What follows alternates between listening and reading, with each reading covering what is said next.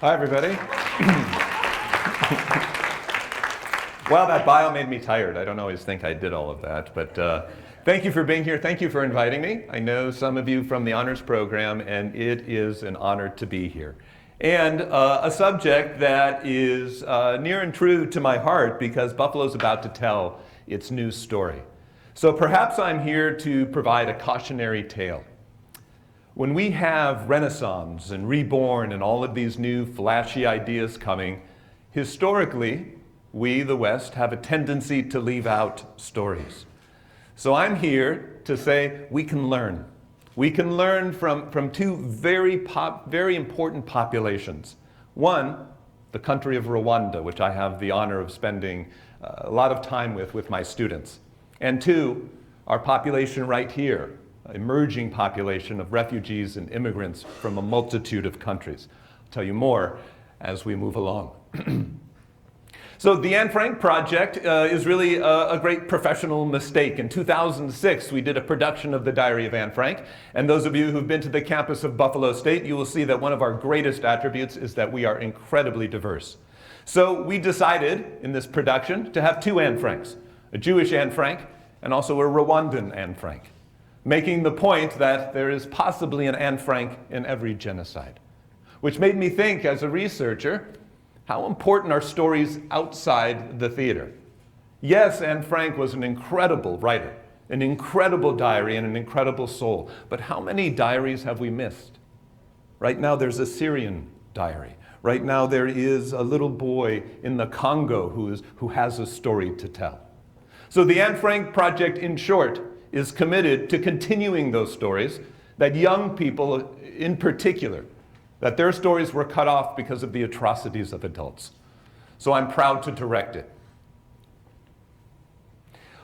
One of the many things that we do with the Anne Frank project, with local programming in Buffalo Public Schools, in Rwanda, soon to be in Kenya and Vietnam, and also a national conference that we do on our campus, the Social Justice Festival that's coming this week. We have three pillars that we always hit. And stories are really good vehicles for teaching lessons in conflict resolution, community building, and identity exploration. Three things that we are, of course, thinking about as we build this beautiful new Buffalo, this shiny new Buffalo, this Renaissance that we have been waiting for so long. So one of the things that we talk about so much with all of our work in the Anne Frank project is this wonderful Chinese proverb. Tell me and I will forget. Teach me and I will remember. Involve me and I will learn. One of the primary focuses of the Anne Frank project, and what stories are particularly good for, is moving that content from our brains to our hearts. I've been in higher education now for 23 years. We do a really good job about stretching the brain. Not sure we always do an equally good job about stretching the heart.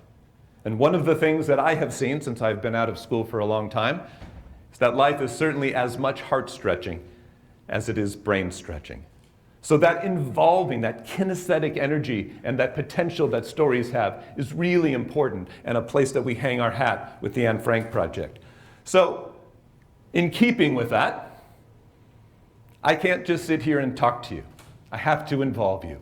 And two words that I really think we can learn from these communities I mentioned in Rwanda and our refugee community, two words that they can help us as we resurge in Buffalo, are presence and community. These are incredible lessons that I have learned in Rwanda, and I want to do a little exercise with you first to establish presence. By the way, when we build stories in East Buffalo schools, when we build stories in Rwanda, when we build stories in Missouri with the Anne Frank project, we always say that we have to start with two really important ingredients. And once again, that's presence and community. So whatever's in your hand, drop it, because we're going to play a little game here about presence. How many of you think sometimes and spend your brain in the future, worrying about the future? Right, and how many of you sometimes spend your time regretting the past?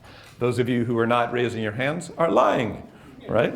So that's a really hard place for us to be, in the present and in the now. So we'll do a little exercise to get us here, present now, okay? Clap when I clap. You're a very smart school. All right, I knew you knew how to clap. That was really good. So clap when I clap, okay? Let's take a breath in through your nose, out through your mouth. Important that we get here now. I learned this in Rwanda.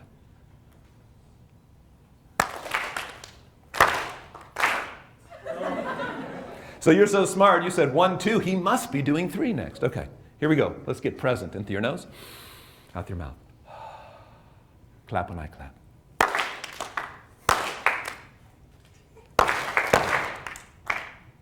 Better. So we're almost present, right? A little bit of popcorn over there. Oops.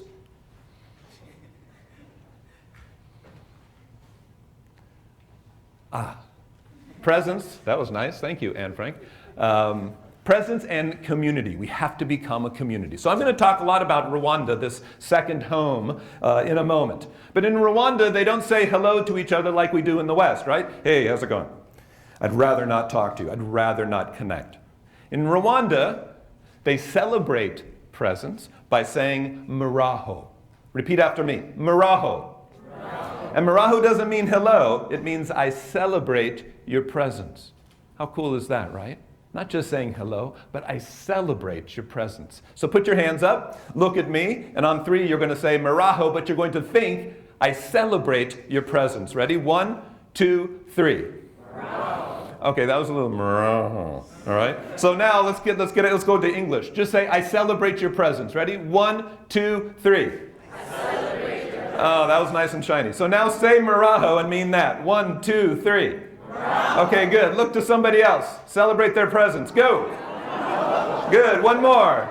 Muraho. All right.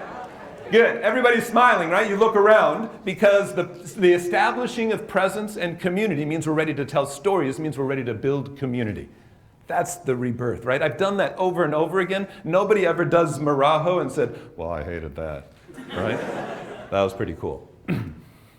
So storytelling, what about stories is important? Well, we know that stories are entertaining, and we also know for the better part of 150,000 years, stories have been the primary vehicle for us communicating. Not just for entertainment, that's new. Hollywood, Disney, right, Broadway, all of that's new. What we know now about neuroscience is that there's a part of our brain that's called the neural narrative net. In fact, we translate everything through story. Why? Because stories help us process the enormity of life, right? We need to turn on the news to decipher and bring code and order to the madness around us. Think of the large sacred texts in the world, right? They are processing the enormity of life. They are helping us bring order to chaos. The big questions, who am I? How did I come here? The shaman 7,000 years ago in Mesopotamia, right? Why did that big mountain spew orange hot stuff?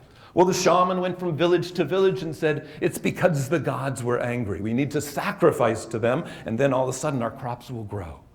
Well, that made sense. So it wasn't for entertainment. Stories are there to help us process the enormity of life. That's where the Anne Frank Project uses story, to help us bring order to chaos.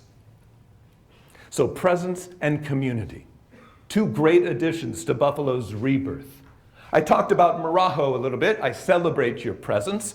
Let me tell you a little bit about Rwanda. And I'm sure you know a little bit. In 1994, 22 short years ago, Rwanda was hell on earth, right? The Tutsi and the Hutu extremists, Rwandans were killing Rwandans. There's a huge history about that. That's about 4 TED Talks worth to give you the background on that. But just know that neighbors were killing neighbors. And in 100 days, 1 million Tutsi were executed by Hutu extremists. And this was not Hitler's very advanced killing machine in the gas chambers. This was by machete. So those of you who are good, smart thinkers, you great clappers, think about the numbers there. 100 days, 1 million. How many is that a day? 10,000. 10,000 a day. People chopping each other up. 1994, that's not some huge historical past, right? That's recent. The rest of the world turned its head. The rest of the world was a bystander while this happened. I'm here to tell you now that Rwanda is the model of reconciliation, the model of forgiveness, the model of compassion. This little country, the size of Vermont, has something to teach the world. So as cities like Buffalo are rebuilding, we have to take these professional rebuilders. Rwanda literally had to rebirth itself from the ground up. Is it perfect there? No. There are people there. How could it be perfect, right? But is there something for us to learn? Absolutely. I could go on, but I want to talk about a particular strength of theirs that we can learn.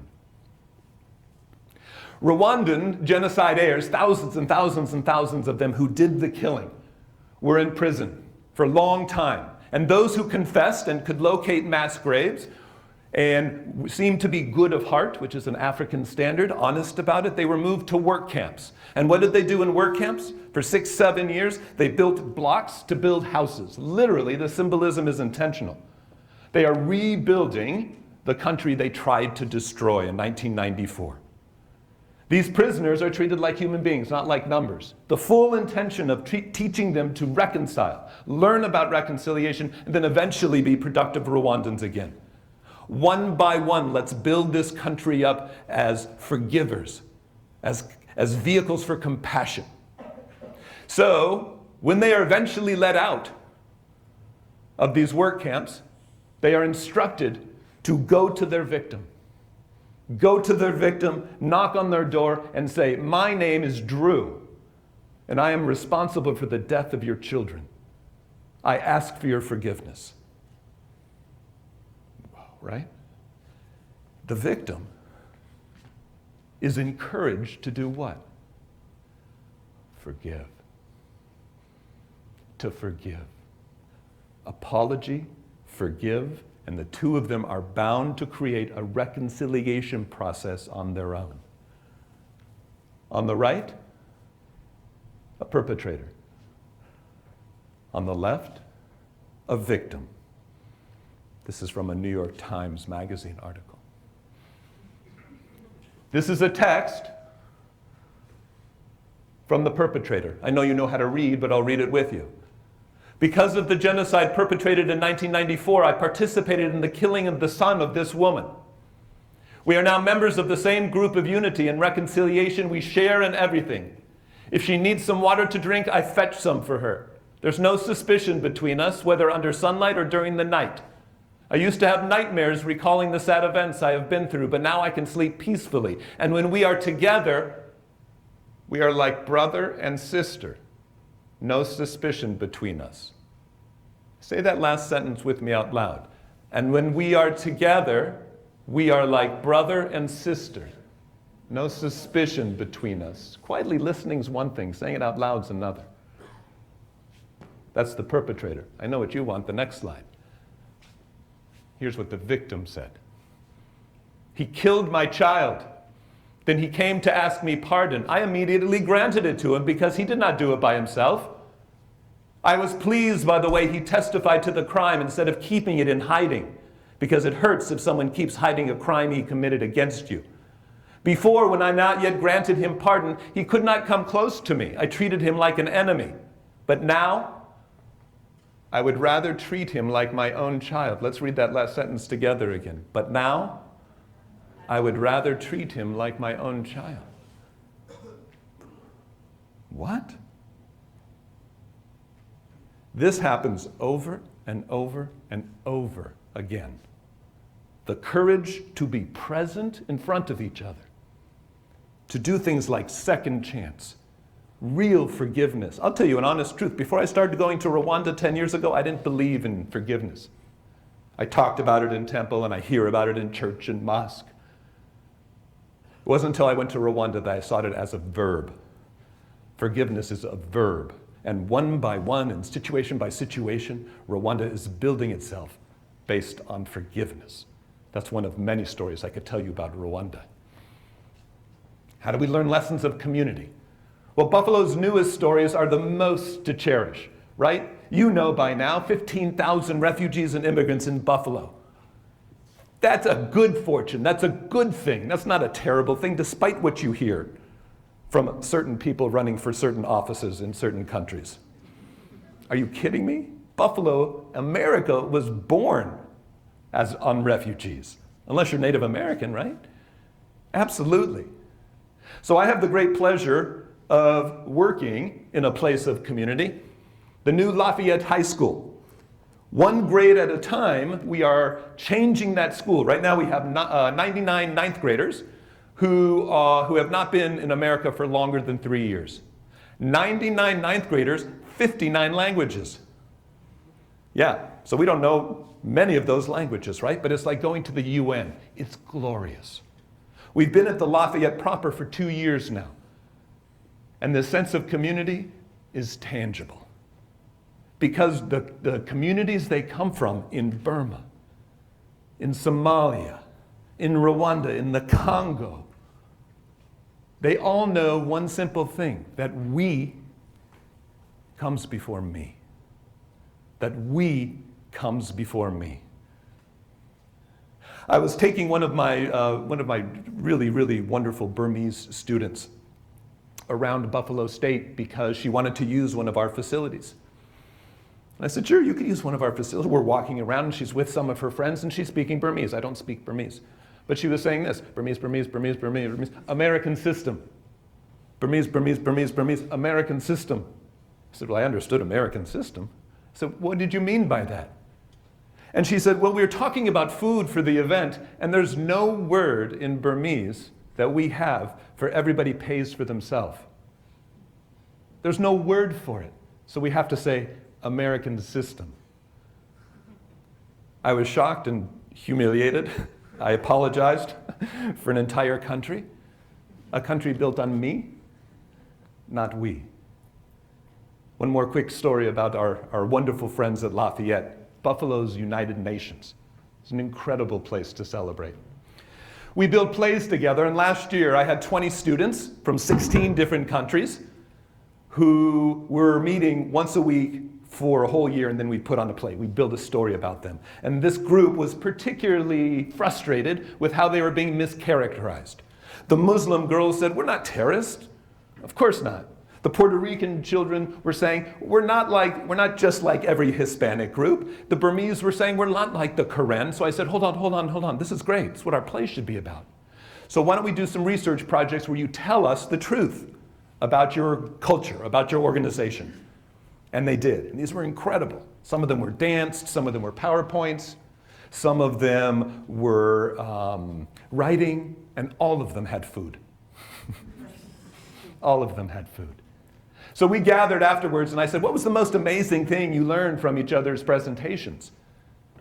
And they said that our grandmas are all the same. They all do the same strange stuff. That our food's the same. And a little Karen girl said to me, who's now full scholarship at Duville, she said, the biggest thing to me was that somebody wanted to hear my story. That my story mattered. Her story about we before me. One of the things we know about this idea of presence in community and building stories, that those are the gateway, the door openers to compassion, forgiveness, kindness, compromise, resilience, gratitude, reconciliation. Don't we want the new Buffalo to have a foundation of these words and these ideas? I do. I want to live in a town with all of this new success, and the Bills may be winning once. I want that town, but not at the expense of ignoring the stories, so we don't have a foundation of presence and community. Let's talk about her one more time, Maya Angelou.